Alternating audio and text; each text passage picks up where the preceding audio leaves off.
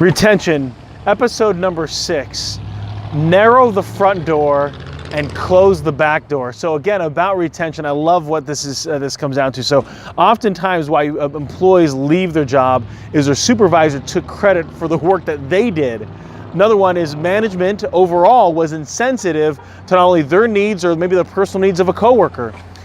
Other reason is supervisors didn't communicate. Now they might have used all the nice buzzwords like we're being transparent, and they think that by sending out a weekly correspondence and email, that's a way of communicating, but they don't actually say hi to people on a daily basis. If a day goes by and you haven't said hi to the people that you work alongside with, you've missed out on an opportunity to connect with an actual human being, and you're missing out on that.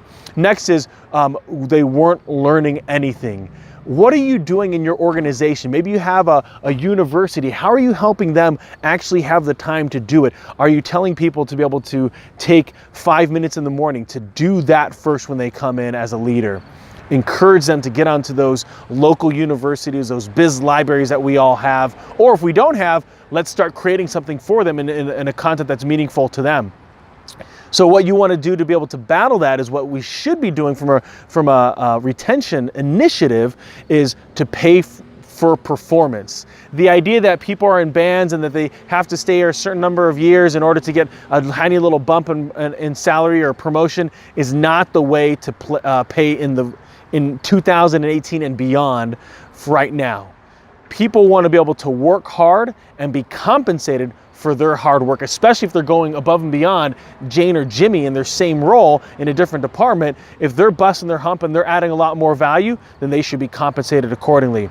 Next is, what are you doing to send out employee surveys? Now I'll put an asterisk on this one because I think we're commonly surveyed to death. I can't go out and buy a Taco Bell taco without getting a survey on how the service was. So we're kind of getting a little bit surveyed to death. So sometimes those surveys can be a little bit misleading because it's maybe either people that are super happy or the people that are super disappointed with what's going on. And so you're not getting anything in between, and that might not be that helpful, right? So just the rah-rah people doesn't help. The people that always complain doesn't help either.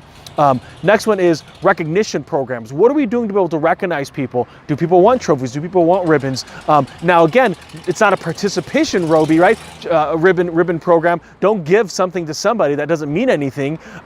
Recognize them for what they're doing that's contributing to the overall business. And then finally is having a look at your orientation and improving it. If there's not a 90-day biz plan to get them assimilated into your company culture and adjusted to their role, then we're missing out. If the orientation doesn't have an opportunity for them to sit down with the president or the CEO, the VPs, people that are higher up than them and that they can go to as a resource, if they can't look to their current manager, then we're missing out on the opportunity to connect them with the organization as a whole. Now, of course, we start getting into the global organizations where you have tens of thousands, if not hundreds of thousands of employees. And again, those strategies are going to be a little bit different. At the same time, we have different silos. A lot of times you have a CEO and president in a particular country, and that person can then reach out to those individuals. Again, this could be through Skype, this could be through Zoom. We have a multitude of ways of connecting with with individuals, and it might be, we want you as a CEO to be able to tell everybody, not in a video because that's really stale, but in an actual human face-to-face conversation,